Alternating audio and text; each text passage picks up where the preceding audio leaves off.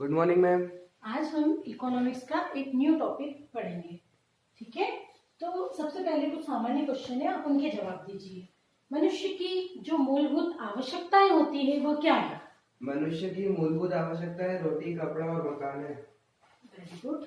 अच्छा, रोटी, कपड़ा, मकान, इन सबकी जो पूर्ति करने के लिए मनुष्य क्या करता है?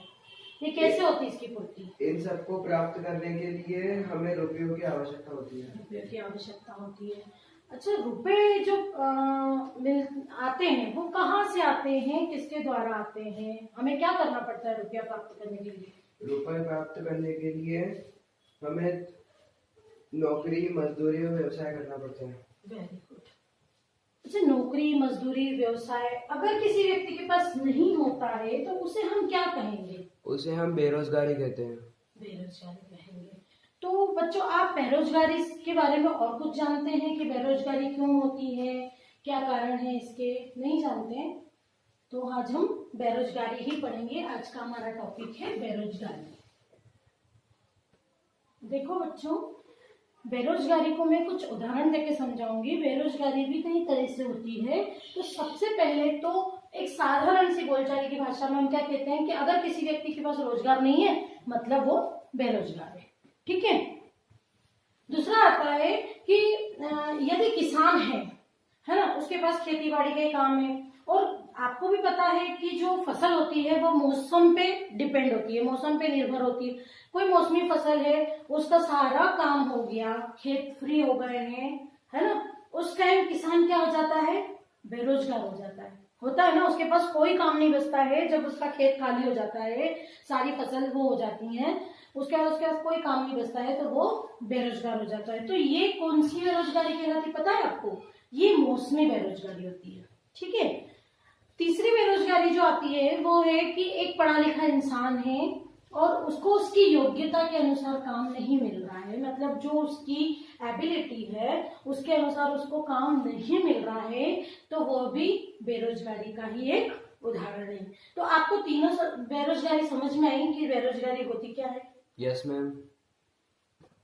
देखो बच्चों, एक बेरोजगार वो भी होता है जो अशिक्षित है ना, पढ़ा लिखा नहीं है और उसके पढ़े लिखे नहीं होने की वजह से उसे कहीं भी रोजगार नहीं मिल पा रहा है, वो कार्य नहीं कर पा रहा है, तो ये भी बेरोजगारी का एक बहुत अच्छा उदाहरण है ना। उसके बाद एक बेरोजगारी और होती है कि जैसे एक व्यक्ति ने वर्तमान नौकरी अपनी खो दी है ना, और वो दूसरी नौकरी की तलाश में है लेकिन उसे नौकरी नहीं मिल रही है, तो वह भी बेरोजगारी का एक उदाहरण है। और वो बेरोजगारी कौन सी बेरोजगारी होती है? घर्षण बेरोजगारी कहलाती है। कौन सी बेरोजगारी कहलाती है बेटा?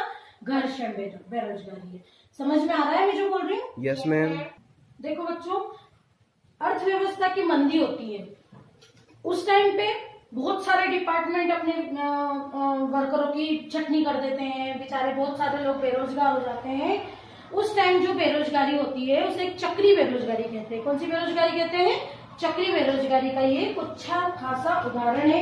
अभी आप वर्तमान स्थिति को देखेंगे, अभी कोरोना काल में क्या हुआ कि जैसे ही अर्थव्यवस्था बिगड़ी, मंदी का दौर शुरू हुआ है ना महामारी की वजह से, उस टाइम में बहुत सारे डिपार्टमेंट ने अपने वर्करों को निकाल दिया, जिनको वो इनिशियल अमाउंट दे रहे थे, इनिशियल तनख्वाह दे रहे थे, फिर भी उनको क्या लगा हमें इनकी जरूरत नहीं है और बहुत सारे लोग बेरोजगार हो गए। ठीक है, तो ये भी एक बेरोजगारी का प्रमुख कारण है, उसे हम चक्री बेरोजगारी कहते हैं। समझ में आया आपको? नेक्स्ट बेरोजगारी जो होती है वो तकनीकी बेरोजगारी होती है। तकनीकी बेरोजगारी क्या होती है बच्चों? कि जैसे आज अभी का दौर ही ले लो आप, कोरोना महामारी की वजह से क्या हो रहा है कि ऑनलाइन पढ़ाई हो रही है ना। अब ऑनलाइन पढ़ाई हो रही है, जिन टीचर्स को, जो बेचारे बहुत पुराने शिक्षक थे, उनको ऑनलाइन पढ़ाना नहीं आया या उन्हें ऑनलाइन कोई मोबाइल चलाना ही नहीं आता है, तो डिपार्टमेंट ने क्या करा? उनकी छटनी कर दी। प्राइवेट टीचर, स्कूल बंद, वो भी बंद, वो बेरोजगार। तो ये बेरोजगारी कौन सी बेरोजगारी होती है? तकनीकी बेरोजगारी होती है। तो आपको बेरोजगारी के सारे उदाहरण मैंने समझाए, समझ में आया? यस अब मैम। मैं आपको बेरोजगारी का अर्थ बताऊंगी।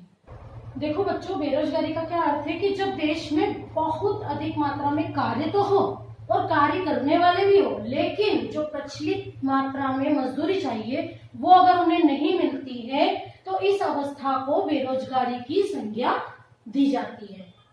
तो बच्चों जब हम बेरोजगारी की गणना करते हैं तो बेरोजगारी की गणना करते समय उन व्यक्तियों को शामिल किया जाता है जो काम करने के योग्य है, काम करने के इच्छुक है और जो मौजूदा मजदूरी पे काम करने के लिए राजी हैं। इन तीनों को बेरोजगारी की गणना में शामिल किया जाता है। अच्छा, उन व्यक्तियों को कभी भी बेरोजगारी की गणना में शामिल नहीं करते हैं जो बीमार है, बूढ़े हैं, बच्चे हैं, विद्यार्थी है, इनको कभी भी बेरोजगारी की गणना में शामिल नहीं किया जाता है। तो देखो बच्चों, बेरोजगारी की बहुत सारे विद्वानों ने परिभाषा दी है। मैंने एक परिभाषा आपको नोट करने को बोला है, आप इसे नोट करिए।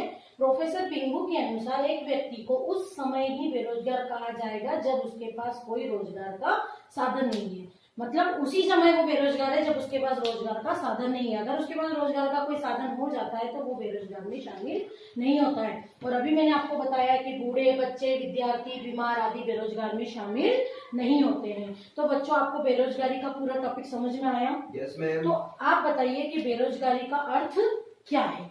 यह एक ऐसे व्यक्ति का जिक्र है जो नौकरी पेशा और नौकरी की तलाश कर रहे हैं लेकिन नौकरी उसे मिल नहीं रही है। Very good. तो आपको बेरोजगारी पूरे अच्छे से समझ में आई, बेरोजगारी क्या होती है? Yes ma'am. है ना? तो आपको क्या करना है कि बेरोजगारी का मीनिंग उदाहरण सहित लिख के लाना है और उसके बाद में उसके ये भी लिखना है कि बेरोजगारी में कौन से व्यक्ति शामिल नहीं होते हैं, है ना? ये भी लिख के लाना है और उसकी परिभाषा भी लिख के लानी है।